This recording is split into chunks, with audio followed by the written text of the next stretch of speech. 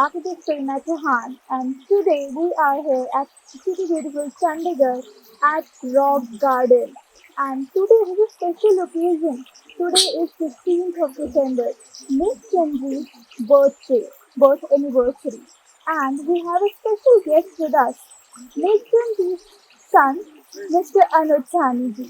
अनिल साहनी जी नमस्कार। जी नमस्कार। कैसे हैं आप सर? मैं बढ़िया, आप कैसे हैं? मैं भी बढ़िया सर। आज आपको हमारी ग्लोबल ऑडियंस देख रही है, जी जिसमें कि ज़्यादातर आर्किटेक्ट्स हैं और आर्किटेक्ट के स्टूडेंट्स हैं, कुछ इंजीनियर्स और लाइट सर्विस प्रोवाइडर्स भी हैं। जी अमित जी, नेकचंद जी का नाम बहुत फेमस है, रॉक गार्डन का नाम बहुत फेमस है, चंडीगढ़ का नाम भी बहुत फेमस है, बट कभी भी कहीं पे भी हम आर्किटेक्चर कॉलेज में जाते हैं या आर्किटेक्चर फॉर्म में जाते हैं तो हम ज़्यादातर देखते हैं कि अगर चंडीगढ़ का नाम आता है, सबसे पहला जो लैंडमार्क आइकन की बात होती है वो होता है rock garden.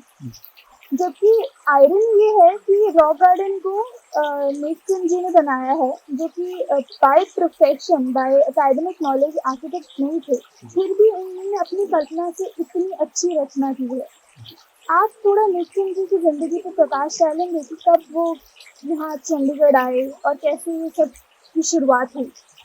Ji Nekchand ji road inspector, as a road inspector उन्होंने जॉब शुरू की थी, मगर वो जॉब उन्होंने पाकिस्तान पार्टीशन से पहले शुरू की थी। अच्छा। और मगर जब उन्होंने जॉब शुरू की साथ ही पार्टीशन हो गया और उनको जो पहली तनख्वाह थी वो इंडिया आके मिली थी पार्टीशन के बाद। जो उन्होंने सड़क वहां से जफरवाल से नारोवाल के बीच बनाई थी, वो एक सड़क उन्होंने पहली बनाई थी। उसके बाद इंडिया आ गए।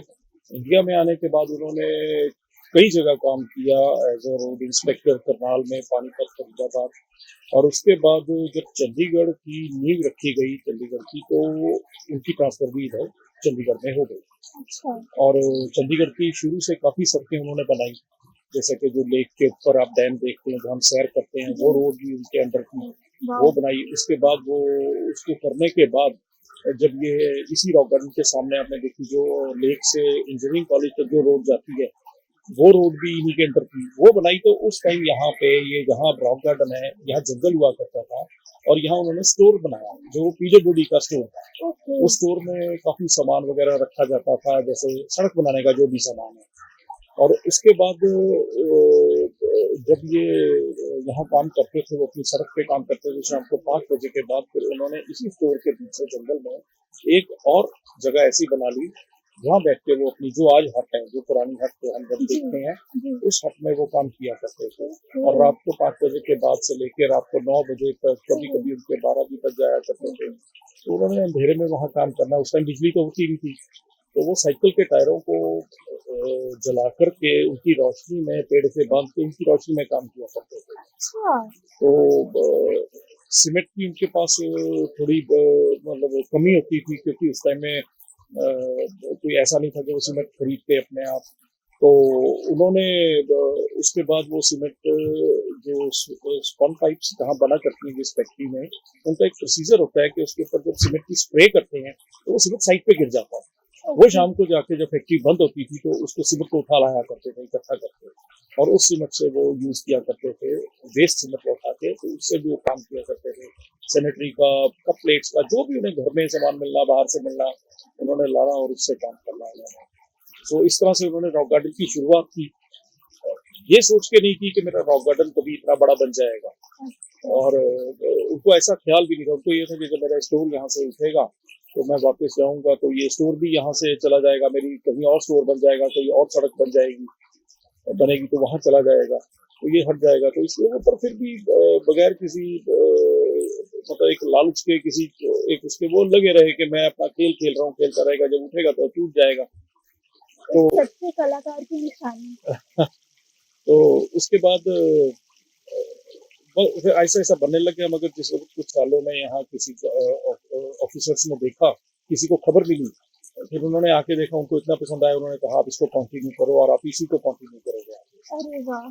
तो कह सकते हैं कि उस टाइम का वो वक्त अच्छा था, कोई ऑफिसर अच्छा था जिसने इसको कंटिन्यू करने के लिए आगे बोल दिया, और रॉक गार्डन आगे अब आपके सामने है रॉक गार्डन। और जब उनको सपोर्ट मिली गवर्नमेंट की, तो फिर उन्होंने बहुत बड़े बड़े स्ट्रक्चर्स बनाने शुरू किए। गवर्नमेंट की सपोर्ट सिर्फ मॉरली थी, अथॉरिटी वाइज थी, या फिर थोड़ा मॉनेटरी सपोर्ट भी मिला गवर्नमेंट की तरफ से? देखिए 18-19 साल तो उन्होंने अकेले काम किया, अकेले? जो किसी को पता भी नहीं था कि यहाँ पे कुछ बन रहा है, कुछ है। तब तक वो काफी एरिया बना चुके थे और यानी कि जो आज आप ऐसे तो मैं नहीं बता सकता फेस वाइज जो है वहाँ पे, तो जो आज थर्ड फेस है उसका आधा हिस्सा बन चुका था, थर्ड फेज तक का आधा हिस्सा बन गया था, मगर जो आज हम जिसको थर्ड फेज कहते हैं वो अलग पार्ट है।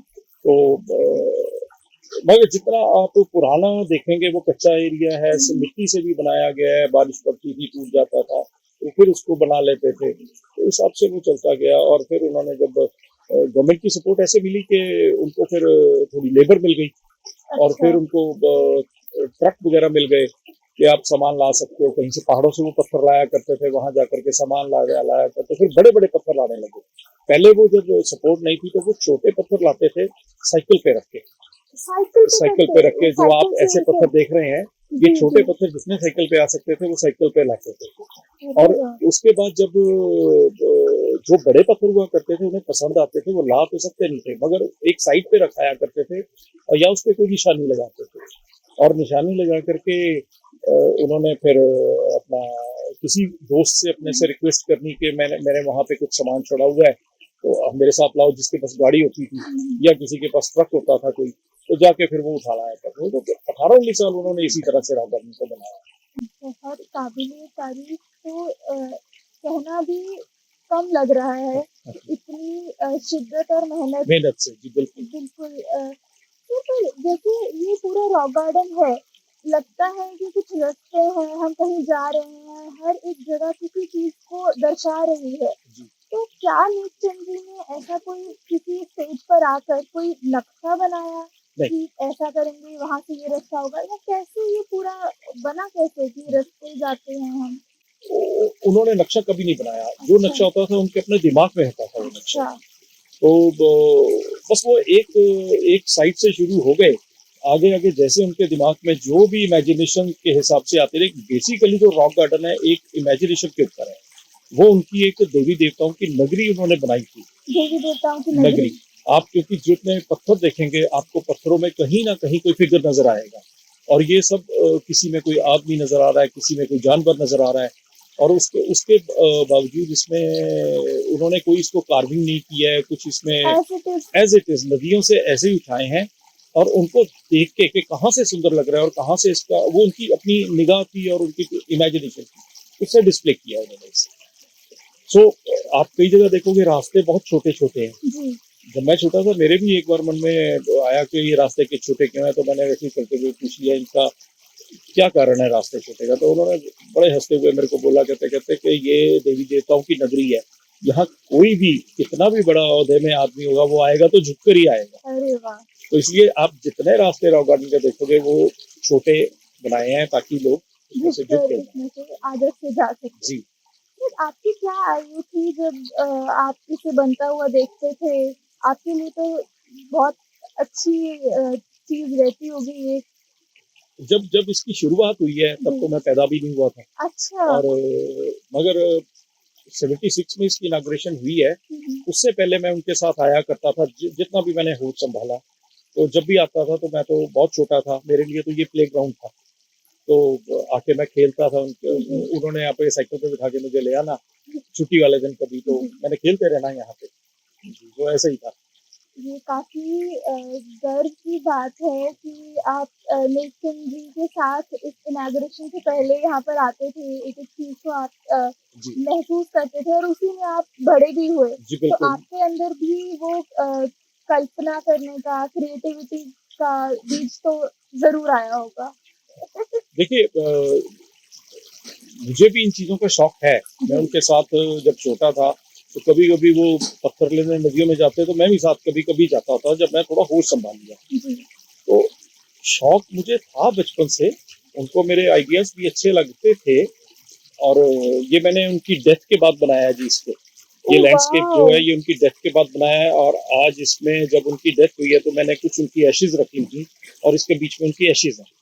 ये लद्दाख का सीन इसलिए बनाया क्योंकि वो लद्दाख जाना चाहते थे, जी। मगर हमारी इंडियन आर्मी ने उनको इनवाइट किया था, मगर वो हार्ट की प्रॉब्लम की वजह से डॉक्टर ने इजाज़त नहीं दी उन्हें जाने की, तो वो जा नहीं सके। फिर जब उनकी डेथ हो गई तो उसके बाद फिर मैंने ये एक छोटा-सा लद्दाख का सीन बनाया है और उसके अंदर उनकी एशेज़ डाली हैं। उनके लिए एक श्रद्धांजलि श्रद्धांजलि है। स्वरूप आपने लद्दाख का इतना प्यारा मॉडल रिक्रिएट किया। बहुत खूबसूरत है सर ये। फिर इससे आर्किटेक्चर स्टूडेंट्स, आर्किटेक्ट्स को ही नहीं बल्कि आम आदमी को भी प्रेरणा मिलती है कि कल्पना करना से किसी का रोक नहीं होता है, किसी को कोई लाइसेंस नहीं चाहिए कल्पना करने के लिए। आप कल्पना कीजिए, आप अपनी क्रिएटिविटी को रियलिटी में बदलिए और देखिए आपके सामने है इतनी खूबसूरत जगह जिसके नाम से चंडीगढ़ जाना जाता है, रॉक गार्डन के नाम से। एक और बात आपको जी बता दूँ बिल्कुल बिल्कुल। एक आर्किटेक्ट हुआ करते थे मिस्टर वेंडीन, वो वेंडी। जर्मन से थे वो, जी।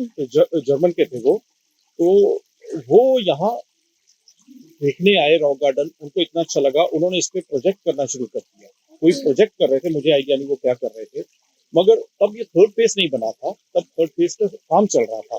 और नेक्टन जी क्या करते थे, जब जो नए वाटरफॉल्स बने हैं या कुछ भी नया बनाते थे, तो एक बार मुझे जरूर बुलाते थे कि मैं इसको बनाया है, ये तू देख कैसा लगा तेरे को। तो उस टाइम में वेंडीन भी आया हुआ था यहाँ पे।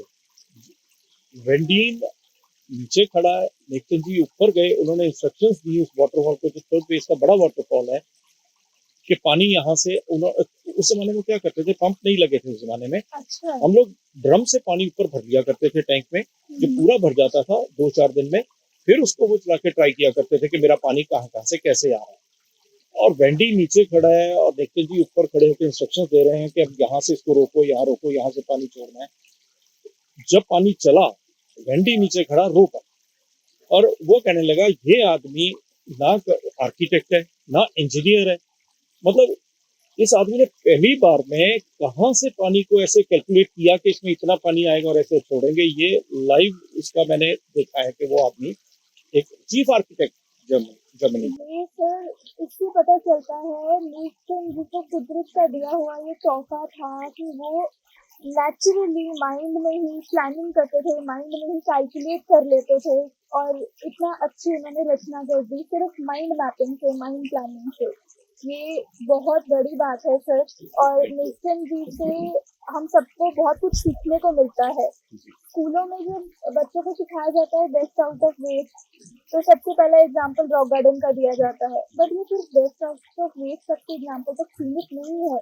ये आर्किटेक्ट के लिए, प्लानर्स के लिए बहुत बड़ा एग्जाम्पल है कि आप किसी भी मटेरियल को पहली बात तो वेस्ट ना समझें और अपनी क्रिएटिविटी को और फ्रीडम दें, और फ्रीडम के साथ ऐसी ऐसी जगहें बनाएं जहाँ पे पब्लिक आती है और इंटरेक्ट करती है।